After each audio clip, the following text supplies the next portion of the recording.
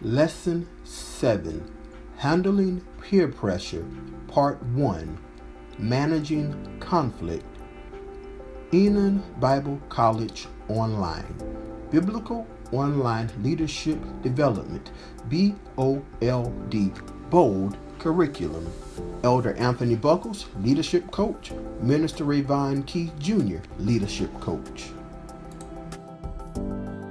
Purpose: to define peer pressure and conflict, to highlight the relationship between peer pressure and conflict, to discuss the dangers and benefits of conflict, to learn how to view and resolve conflict, to learn how leaders leverage conflict, to learn how to grow through conflict. What is peer pressure? Peer pressure, social pressure by members of one's peer group to take a certain action, adopt certain values, or otherwise conform in order to be accepted. What is conflict? Conflict is as following: controversy, quarrel, incompatibility, or interference as of one idea, desire, event, or activity with another. What's the connection? A major part of handling peer pressure lies in one's ability to appropriately and successfully address conflict. Conflict oftentimes arises due to the competing or different values and ideas of one person or group with another person or group. Learning to effectively manage conflict supports being able. Conflict. A brother offended is harder to be won than a strong city, and their contentions are like the bars of a castle. Proverbs 18:19. For ye are yet carnal, for whereas there is among you envying and strife and divisions, and ye not cardinal, and walk as men.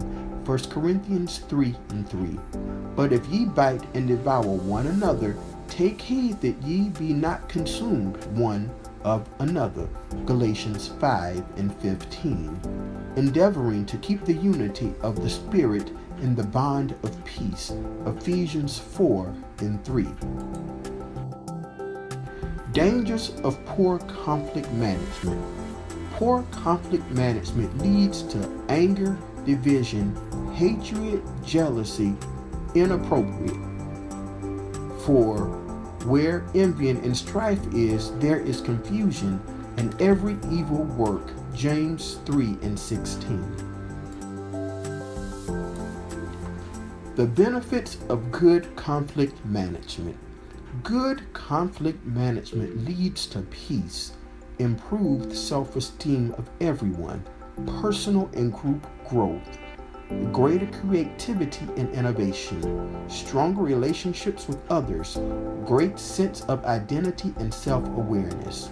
Let nothing be done through strife or vain glory, but in lowliness of mind let each esteem other better than himself.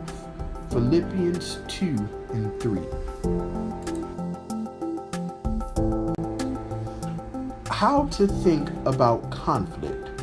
Conflict in and of itself is not negative, depending on the origin and outcome of the conflict. Conflict suggests that there may be multiple ways of looking at, perceiving, and or understanding something, even if they are opposing views. Conflict can reflect the dynamics of a group of critical thinkers. This is important for growth. How to resolve conflict. Believe that resolution is possible. Have mutual respect for the opinions and ideas of others. Be open to a different perspective. Be flexible. Engage in effective communication. Manage frustration. Be creative. Actively listen. Learn how to agree to disagree. This counts for resolution as well. Two are better than one because they have a good reward for their labor. Ecclesiastes 4:9. How leaders leverage conflict. Conflict, verb, to use a quality or advantage to obtain a desired effect or result. Leaders can leverage conflict as feedback to understand and adjust their leadership styles, to improve/strengthen group relationships through intense interactions, to spur creativity and encourage innovation, to cultivate professional and organizational growth, communication skills, and frustration tolerance. Conflict resolution styles. Leaders can be competing. Leader decides what will be. Compromising. Both leader and follower give up something they want to come to a resolution. Collaborating. Both leader and follower use creativity to innovate in order to come to a resolution. Avoiding. Leader backs out and stays neutral. It doesn't matter. Accommodating. Leader acquiesce to the will of the followers. Best mode of resolution. Thomas Kilmann conflict modes. Thomas Kilmann conflict modes. Assertiveness. Focus on my needs, desired outcomes, and agenda. Competing. Zero-sum orientation. Win/lose power struggle. Avoiding. Withdraw from the situation. Maintain neutrality. Cooperativeness. Focus on others' needs and mutual relationships. Compromising. Minimally accepted to all. Relationships undamaged. Accommodating. Accede to the other party. Maintain harmony. Collaborating. Expand range of possible options. Achieve win-win outcomes. Growth from conflict. Although one would want unity to be the resolution of all conflicts, unity is not always the outcome. This does not mean that the parties involved in the conflict or the leader has in some way failed. Some conflicts end in division. However, out of the division come expansion and growth that could not have occurred if things remain the same. Growth from conflict. Examples.